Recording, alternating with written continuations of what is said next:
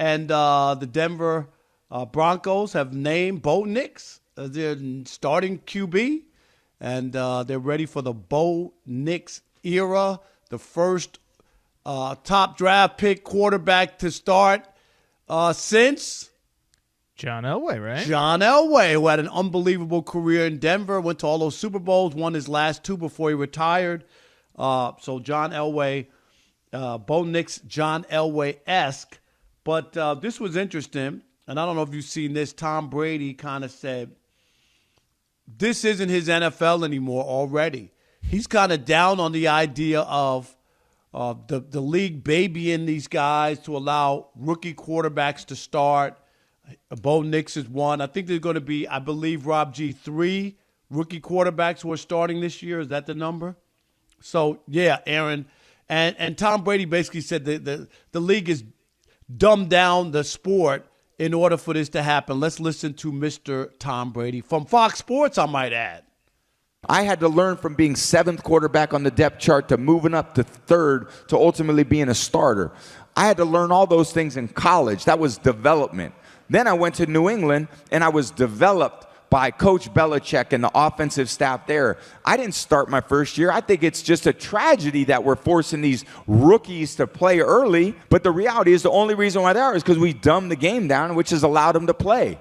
It used to be thought of at a higher level. We used to spend hours and hours in the offseason and training camp trying to be a little bit better than next year. But I think what happens is it discourages the coaches from going to deep levels because they realize the players don't have the opportunity to go to a deep level, so they're just going to teach them where they're at. Aaron, we'll let you start on that. Where are you on Tom Brady and the dumbing down of the game? We have seen some teams like Aaron Rodgers didn't play for more than 3 years. Jordan Love didn't play for 3 years. You know, like there are some teams that have bucked that trend, but I think with a short leash on coaches and players, you know, they're not bringing these guys in and going to let them sit. The coach might not even be there by the time they get in. You know, everything is instant gratification. Where are you? So I think 2 things are true. One, listen, I think any rookie quarterback would prefer if they didn't have to be. I mean, I don't know if the player would, but I think certainly the coaching staff would, whatever, that you wouldn't have to be thrown into the fire. But the sport evolves. Things evolve, and things change. And so Patrick Mahomes didn't start his first year when he got there. Exactly. And so in a perfect world, yes, you have a setup where you have a Hall of Fame coach with a veteran quarterback, and you can take a guy and you can bring him along slowly. That's just not realistic. It's just not realistic, and I just think it's the evolution of the game. I think there's things across all sports, Rob, that we like, that we don't like, but that we have to accept. It is what it is.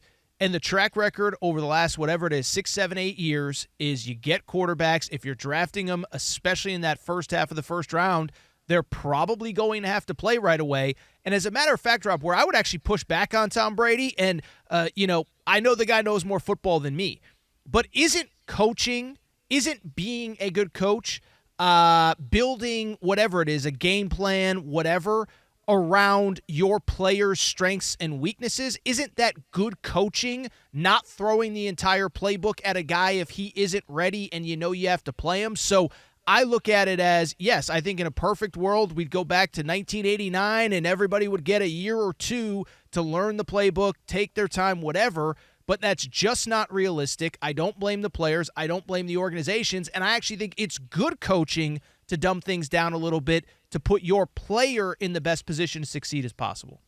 No doubt. That is coaching. Yep. You know, everybody's different. You want to put them in. You don't want to put a guy in a spot that he's going to get blown up in and not be able to succeed. So that makes sense. And I guess it's just weird. And I get it. Everybody's not Tom Brady. Everybody's not a 6th round draft choice, right? Mm-hmm. Most people aren't in that camp. And they're just high stakes in the NFL now. I think that we talked about it, Aaron.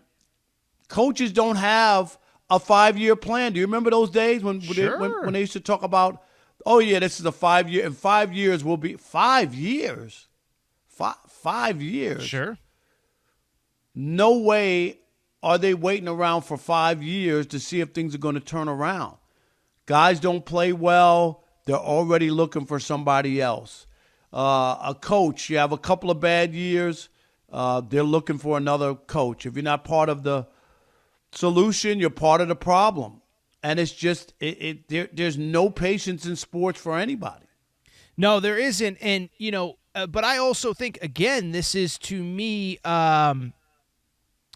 this is the evolution of the sport. And the other thing I would push back on a little bit is I know that Brady wasn't necessarily specifically talking about Bo Nix, but you look at the 3 rookie quarterbacks that are set to start this year. Listen, Caleb Williams, people believe to be a generational type talent, and for the most part, it doesn't matter what era you're in. If you're going number 1 overall, you're going to start right away. By the way, Bo Nix, first rookie since John Elway to start. John Elway was pretty good, right? So it has happened before. But then you look at the other 2 guys. Bo Nix is 24 years old. Played 5 years of college football, 4 offensive coordinators. Jaden Daniels himself played 5 years of college football. He is 23. He will soon be 24. So this isn't somebody being handed something. Listen, only time will tell if they're ready for it. But this isn't, some 20-year-old Anthony Richardson type situation that the guy only had, 6 career starts or whatever it was. These 3 guys are all multi-year starters. They're experienced. I'm not smart enough to know the X's and O's of how much it's being dumbed down, but I think all 3 of these guys are experienced. They're veteran, and frankly, I think all 3 of them, they're starting because they're their team's best option, and isn't that what did Herm Edwards say? You play to win the game, and those 3 guys specifically give their individual teams the best chance to actually win. Here's my only thing is, and I think where Brady, you could have a swing and miss, is most of his argument makes sense in a perfect world, right? But the other problem is if you have a prodigy, I don't think a prodigy should be held back. Like if there's somebody, Joe Burrow, right, when he came to the Bengals, was you could tell right away that this guy, right, was something special. Got the team, get hurt his first year, only played 7 or 8 games, and the next year took his team to the Super Bowl. Sure. So when you have a prodigy, I don't believe in telling somebody, well, you have to sit regardless. In the old college basketball, when Kareem Abdul-Jabbar played, freshmen didn't play. For sure. How can you imagine a coach looking at Kareem Abdul-Jabbar and saying, well, I don't care if you're 7 foot tall and nobody can defend you. You have to sit or play with JV. You can't play on the varsity because that's the rule. Like, that's silly. Sure. So I think it should be individual cases depending on the player. If the player is really that caliber and that good, there's no reason to bring him along slowly.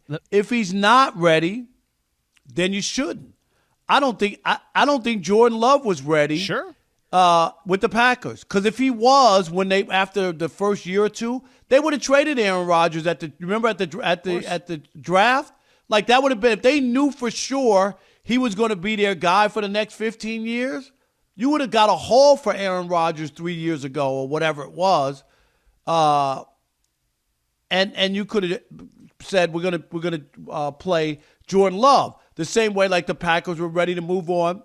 Right, from Brett Favre. Sure. Brett Favre didn't retire when he left the Packers.